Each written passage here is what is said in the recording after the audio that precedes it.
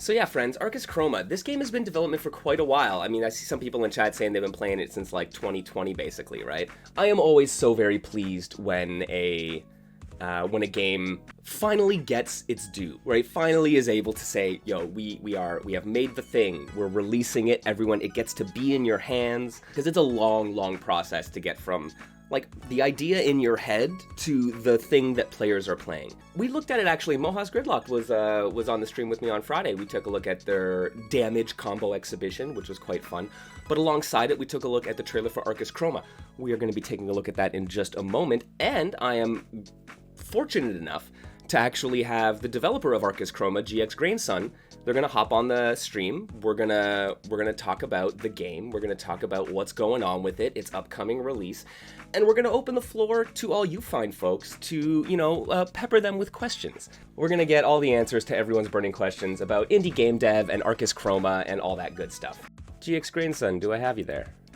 I am doing great. A little bit tired, but yeah, we're doing great today. But thanks for having me. Like, I really appreciate it. You're definitely one of those, in my opinion, an icon in the indie fighting game scene. And I really appreciate you vouching for all our fellow indies.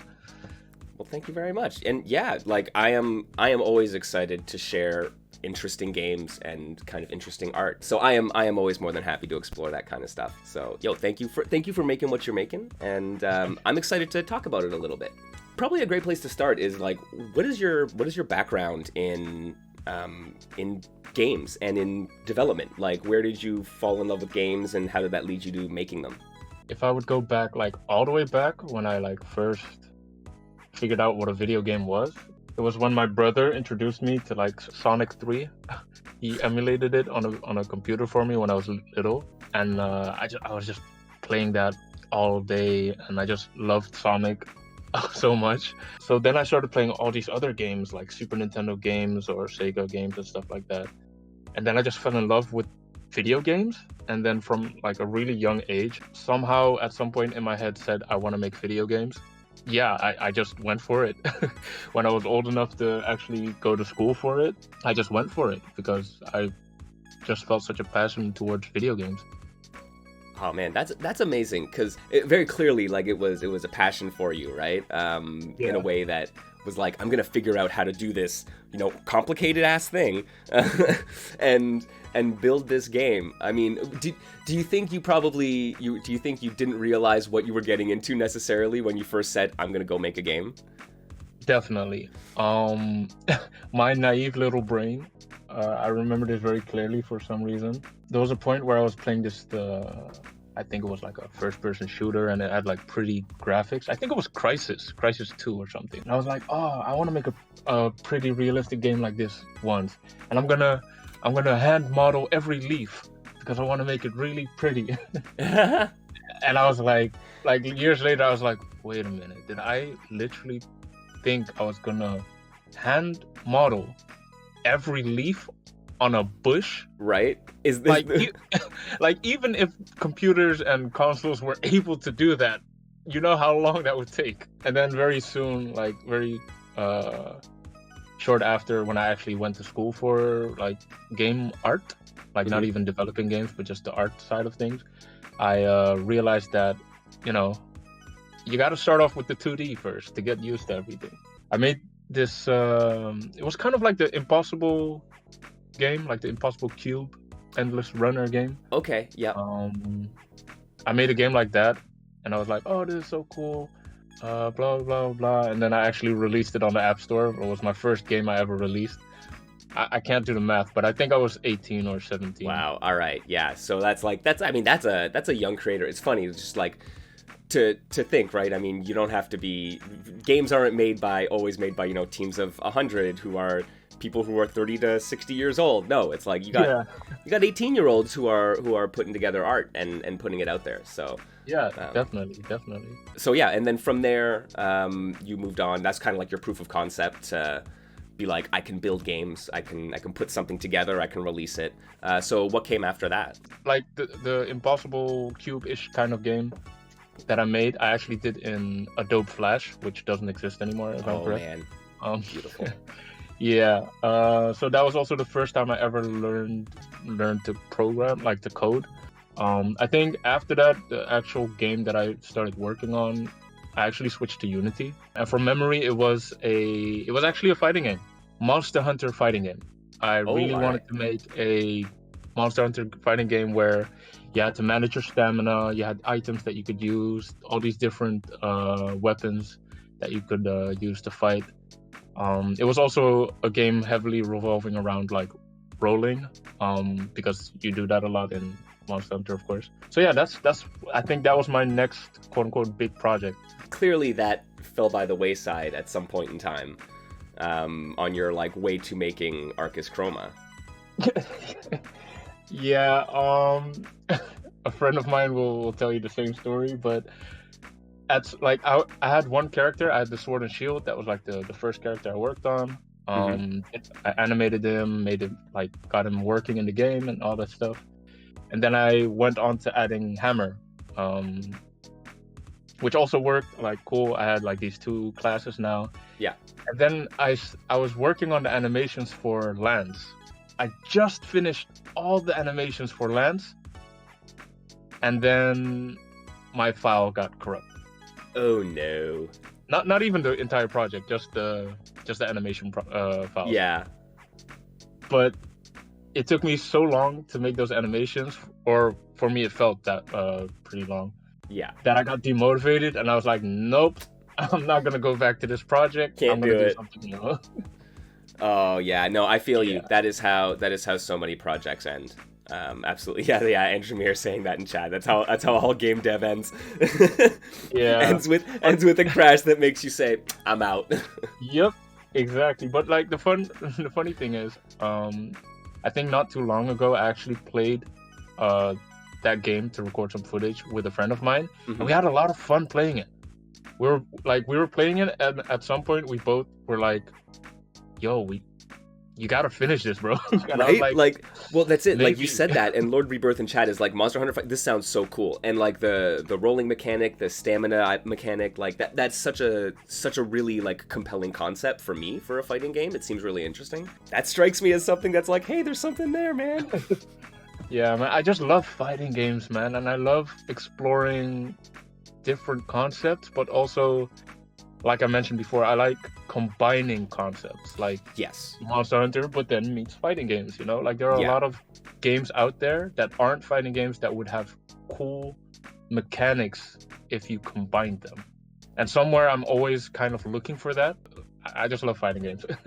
Well, this is a good time maybe to ask. Andrea D in my Discord there asked, developer of Shorts or Blitz, for those who don't know, and many other games. They were wondering, how does the lack of jump shape the current state of the game and its mechanics? Like, how did that limitation become fuel for this game design? Right? And you seem like you just said like about like interesting ideas, combining interesting paradigms, and the idea of jumping in fighting games, I think, is kind of so fundamental to fighting games, if only for the advice of don't jump. If that's the best piece of advice someone can give you in a fighting game, it's don't jump, right? Yeah. But like, jump-ins are strong, aerial movement is strong. Like, being in the air is so important to fighting games historically. And so, like, it's very interesting to then say, okay, but you can't jump, what do you do now? So, like, yeah, I guess, where did that come from? How did that limitation fuel the design? Little background story. The game that I made before Arcus Chroma is Hyper Hitboxing, which is, I think, the character you actually see on stream right now. Mm-hmm. And that was my previous game. It was a 2D fighting game where two boxers fight each other, but you also couldn't jump. Mm-hmm. But my reason for not being able to jump was because before making Hyper Hitboxing, I tried to work on Arcus Chroma like 2 or 3 times. And each time I had to face the fact that I had to make my collisions very precise. Because fighting games are all about precise spacing and always having the same results. Mm-hmm. Yeah, and the way I always and like the way I always explain it, and these are actually things that a lot of people don't think about when playing a fighting game because it's so normal to them, is, for example, if you in a fighting game, if you have an air dash, someone air dashes above you, and right as they're above you, you jump. what is the expected behavior? Mm-hmm. Do you get pushed back? Do you slip past them and continue your air dash? Do you move upwards and now all of a sudden you're higher than you actually were? Does the person who was jumping are they not allowed to jump? Like, these are all things that need to be considered, but Mm-hmm. they also need to be very consistent. And at the time, I wasn't a good programmer, quote unquote, still not a good programmer. So at some point I was just like, okay, cool. You know what? I can't program this stuff consistently. What if I just focus on the grounded movement where I don't have to worry about that stuff, you know? So not being able to program it is actually, or program the jump correctly like that, or the collisions correctly, is actually what fueled the idea of not being able to jump. But aside from that, I feel like the thing that makes me, not to toot my own horn, of course, but I think the thing that makes me different in terms of a fighting game developer is that I actually didn't play a lot of fighting games, or I still don't actually.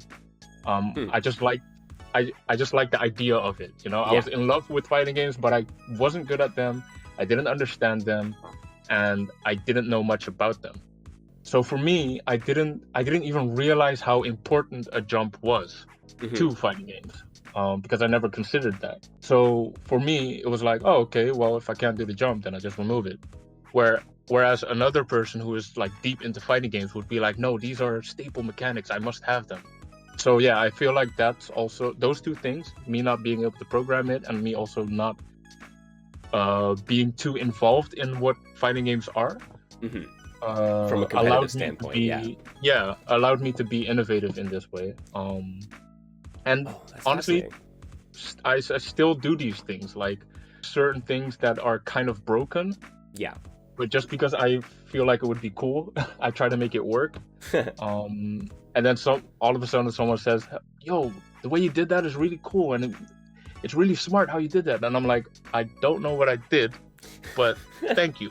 You know? That's amazing. I mean, and this is, I mean, okay, because yeah, there's kind of two like sides of fighting games, right? There is the very, very competitive. Growth is an important part of the fighting game community and the fighting game scene, and competition needs to be evenly balanced, right? Balancing games is always such a big concern. But then the other side of fighting games is like the wild stuff, right? Like, people want to see big har buttons which just like go hard, right? And they want to see the big damaging combo and the dirty tech. Those are kind of at odds with each other, and so sometimes I think when you take the approach of let's just go wild, like you seem to have, that there's nothing stopping you, so you end up with these really interesting scenarios which are, you know, might not come up in other games. It's a beautiful thing for sure. I definitely appreciate it. And but so it's interesting because like someone here, just Brian in chat asks, you know, what was the first fighting game that you took competitively, right? They also say to keep up the great work. But like, so, you know, what was the first fighting game you took competitively? You seem to not really have much of a connection to that, but have you played games competitively like that? I feel like the first fighting game I took competitively was actually Smash 4, where I wasn't playing it in the way you were supposed to, like a lot of people do. And I was quote unquote more involved in like watching tournaments and certain tech that they did, playing 1v1s in Smash Bros. Learning a character, getting better at a character, and being able to keep up with friends who were competitive in Smash Bros. As well. Okay. So I feel like that's one of either the first one or the only one actually that it's not the only one I took competitive. But yeah, Smash Bros, Smash 4, and Ultimate is definitely up there. That's really cool. I mean, I think Smash is honestly an avenue into it for a lot of people, where fighting games can seem intimidating at times, but Smash is less intimidating, but Smash is also hyper competitive, so it could be a good like avenue into that. So that's an interesting bit. We have CB Mage in chat here asking, in retrospect, what's been the biggest inspiration for Arcus Chroma's style and vibe? Arcus Chroma wasn't inspired by anything at first, visually and like character design wise. But eventually, once we already had like I think about 10 characters, I started to link Arcus Chroma to Smash Bros. In terms of the character diversity, how colorful it is, and also how kid-friendly it looks. So eventually, I started to link those two together. But even to this day, there's not really inspiration for Arcus Chroma in terms of the character designs.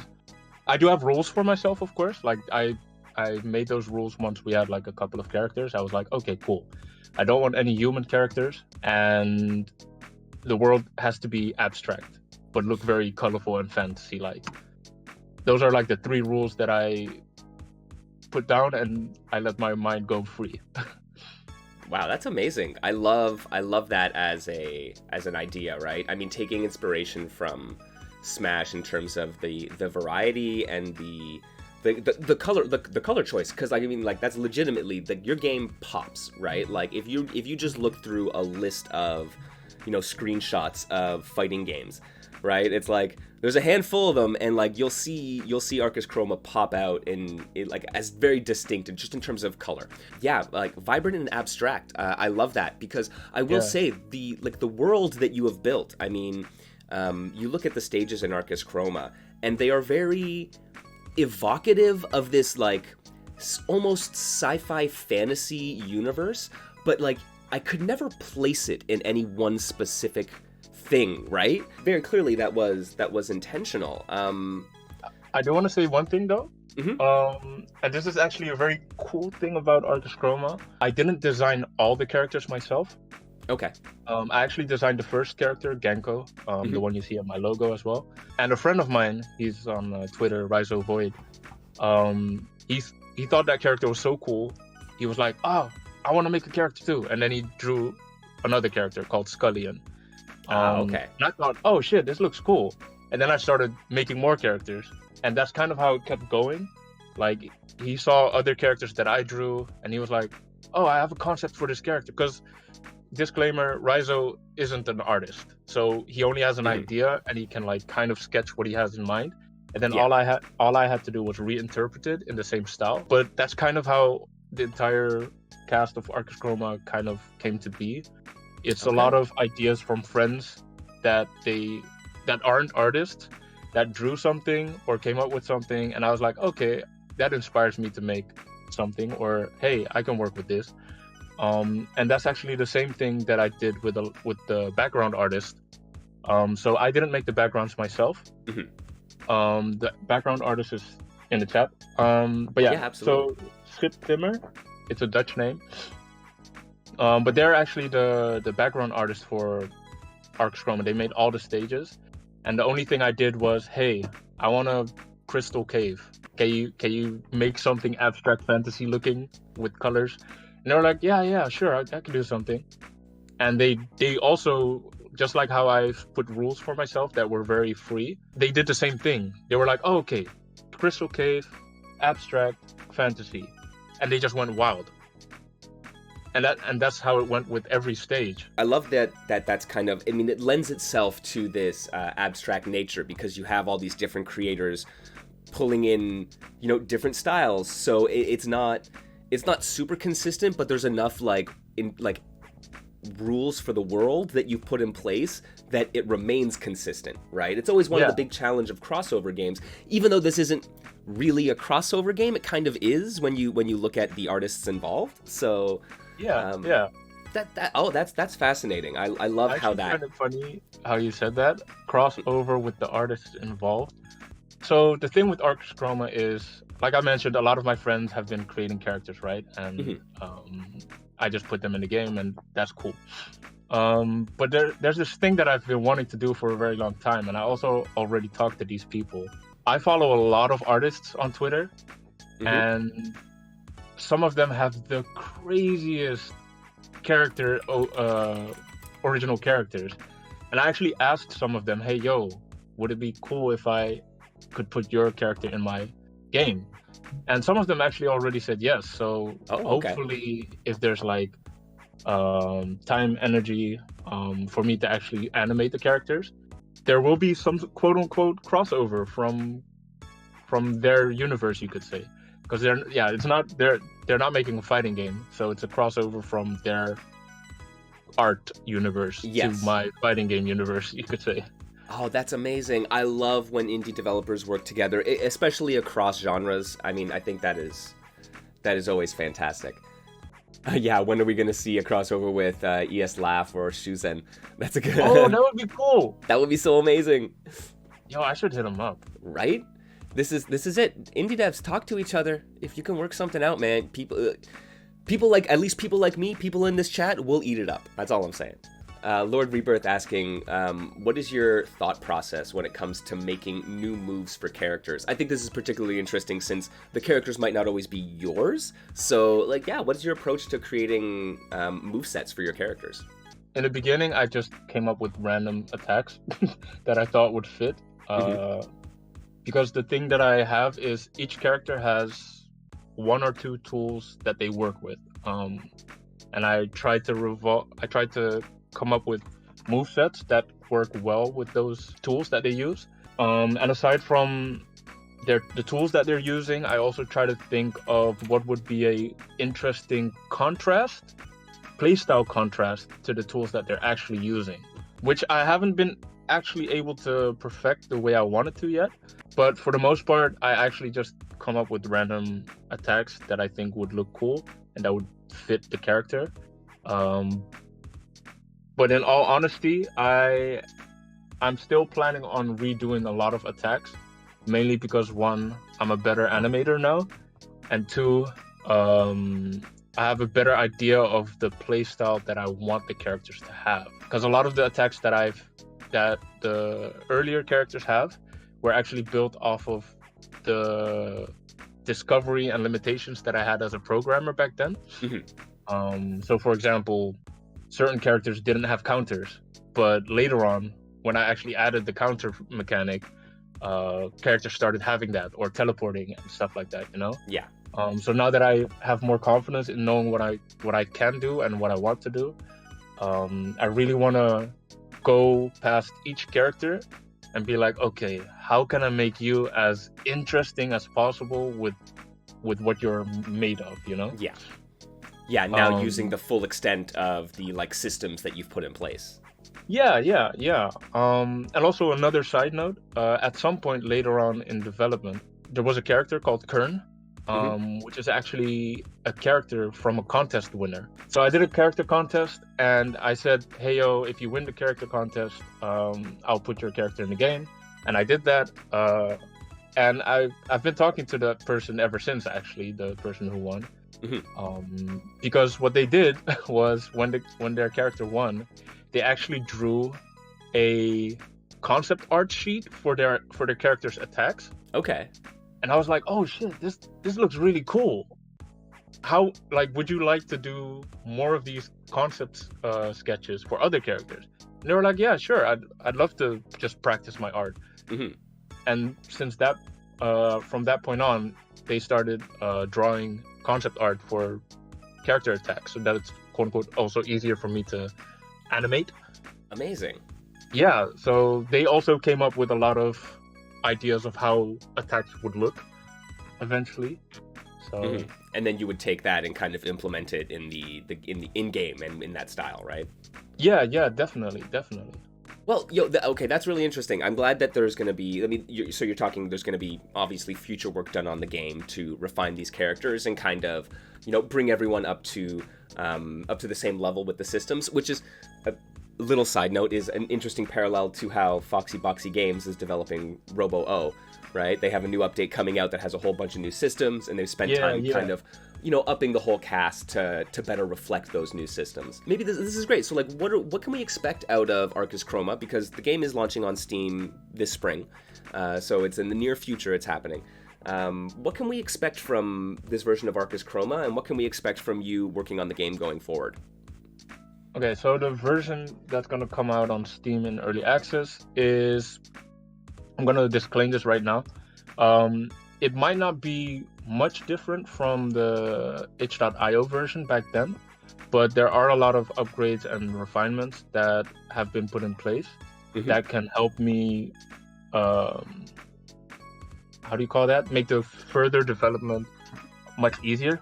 Okay.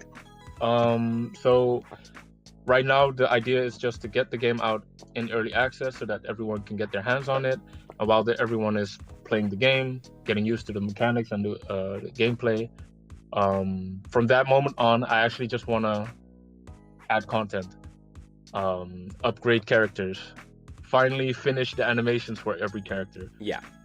And polish them. And that's basically just my idea, because the thing about Arcus Chroma is, like you've heard before, it's kind of a community effort, you could say. Mm-hmm. A lot of people pitched in because they liked the idea and they thought it was cool. For me, I think I've tweeted this out a while back, maybe a year or so back as well. I'm not even making this game for myself anymore. I just want to share this game with the community and give the community a chance to help build this game, if you get what I mean. Yeah, absolutely. And I feel like it's also, developing a game on your own for a long time is kind of lonely, a little bit boring even sometimes. Mm-hmm. So if someone else comes up with an idea, and it could even make them happy that their idea was put in a game, why not share that experience, right? Yeah. So that's kind of my idea for Arcus Chroma. I want to release it in early access, and then from that point on, I want to actually dive deep into polishing the game, but also asking the community, hey, yo, what would you guys want next? Or, hey, does anyone have a cool idea of what would work in Arcus Chroma, All right.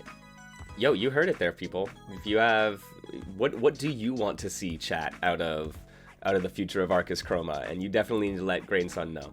And the last thing that I wanted to say is, because the game doesn't have online, I've been cracking my brain in terms of how to get the most out of the single player experience. Mm-hmm. Because ultimately, that's what the game is going to be. So I'm definitely thinking of some new ideas on, what a single player could be like in a fighting game. If you look at it, a lot of indie fighting games have the luxury of being able to experiment. So I want to use that privilege to the best of my ability by exploring and just trying things that might work, things that might not work, and just be wacky with it, That's an excellent approach, you're right, in lieu of having the online modes, because, as we're in the day and age where people demand, rollback netcode for good reason. But it is difficult to do when you have a game that started development in a time that developers weren't prepared for that. And so if you're at a base level, your game isn't prepared for it, it makes that implementation pretty difficult. So in lieu of that, and because for me, I'm of the mind that is fine. If that's the way it is, I understand, and you roll with it. Much like Shiro's going to roll with it, no doubt. And that's okay. But in lieu of that, having this single player content, exploring the game in a different way and allowing people to enjoy the game in that way, I think that's very important. So I'm excited for that being a bit of the future of Arcus Chroma. Grain, I don't know, if there's anything else you want to say, you're welcome to. The floor is yours. But other than that, I was going to say, did you want to try to get some matches in? Are we gonna do the Intercontinental Parsec match? Yeah, let's go. Could definitely get down to playing Arcus Chroma. Amazing. I would love to show it off for some people.